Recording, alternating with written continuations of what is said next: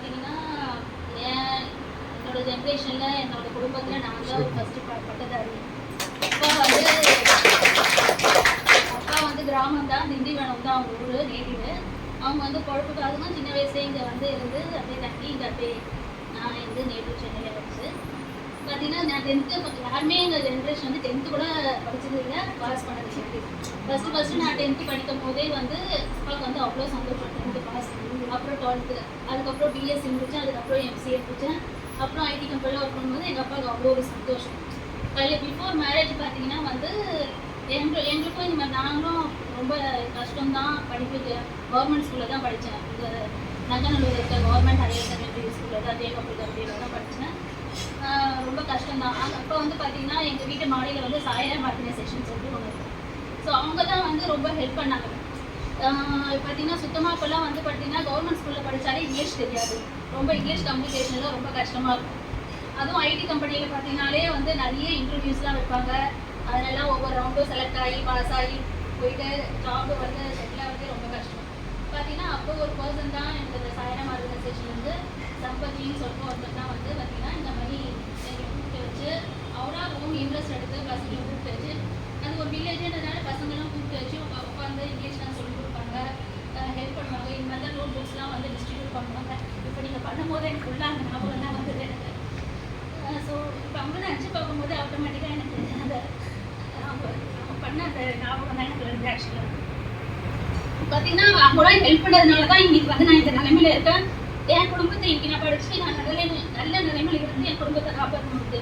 So எப்பவுமே வந்து ஒரு ஜென்ரேஷன் மாறணும்னா ஒரு படிப்பு தான் அதுக்கு வந்து ஒரு பேசிக்காகவே இருக்க முடியும். அவங்க பண்ண அந்த ஹெல்ப்பு தான் வந்து என்னை அந்த குடும்ப பாடத்துலேருந்து கஷ்டத்துலேருந்து ஒரு மேலோக்கி விட்டது. அப்போ வந்து அவர் வந்து நினச்சிருந்தாலும் அவர் ஃப்ரீயாக இருந்திருக்கலாம். அவர் வந்து ஆக்சுவலாக அந்த சம்பஜின்ற ஒரு வயசானவர் தான். அவர் வந்து அவர் டைமை தியாகம் பண்ணி அவர் வந்து இந்த பிள்ளைங்கள்லாம் இப்படி கெட்டு போகிறாங்க படிப்பு சொல்லி கொடுத்து இந்த மாதிரி புக்ஸ் கொடுத்து அவரோட நேரத்தை அவரோட நாலேஜை ஷேர் பண்ணி எங்களுக்கு இங்கிலீஷ் சொல்லிக் கொடுத்து நாளை இன்டர்வியூவில் போயிட்டு ஏதோ ஒரு 4 வார்த்தை இங்கிலீஷில் பேசினா அவர் சொல்லிக் கொடுத்ததை வச்சு தான் பேசி இன்டர்வியூ அட்டன் பண்ணி செலக்ட் ஆகி இன்றைக்கி வந்து ஒரு மேனேஜர் லெவலுக்கு நான் வந்து ஒரு ப்ராஜெக்ட் எடுக்கிறேன்னா அது அப்படி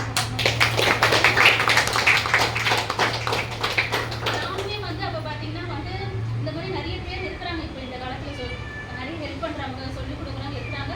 பட் ஆனால் நிறைய பசங்க வந்து அதை வந்து யூட்டிலைஸ் பண்ணிக்க மாட்டேங்கிறாங்க. சில பசங்களாம் அந்த காலத்தில் பார்த்தீங்கன்னா நான் வந்து ஸ்கூலுக்கு வந்து 12th பார்த்தீங்கன்னா திடீர்னு இந்த மாதிரி தான் உட்காந்து நிற்கணும். இங்கிலீஷ் மிஸ் வந்து ஸ்ரீதேவின்னு எழுப்பி நிற்க வச்சு கை தட்ட சொன்னாங்க. எதுக்கு தட்டுறாங்கன்னே எனக்கு தெரியாது. அப்புறம் பார்த்தீங்கன்னா ஒரு நாள் கூட நான் லீவ் போடாமல் ஸ்கூலுக்கு வந்து அந்த அகாடமிக் இயர் ஃபுல் எல்லாமே போயிருக்கோம், ஒரு நாள் கூட லீவ் போடாமல்.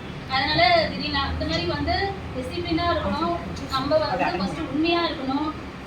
நம்ம நேர்மையாக உண்மையாக ப்ரேயர் பண்ணிட்டு கடவுளுக்கு உண்மையாக இருந்துட்டு நீங்கள் வந்து உங்கள் குறிக்கோளோட டெய்லி தூங்கி எழுந்துக்கும் போது டெய்லி ஒரு பிளானோடு எழுந்துக்கணும். இன்னைக்கு வந்து நான் இந்த லெசனை படிக்க போகிறேன், எனக்கு முடிக்க போகிறேன்.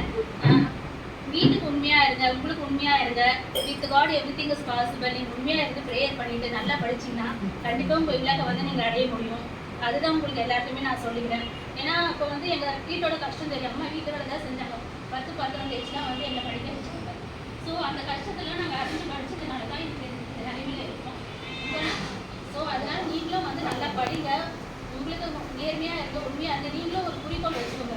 இன்றைக்கி இந்த மாதிரி ஒரு 4 பேர்கிட்ட இருந்து நீங்கள் வந்து உதவி வாங்குற மாதிரி நீங்கள் நல்லா வளர்ந்து ஒரு நல்ல இடத்துக்கு போனதுக்கு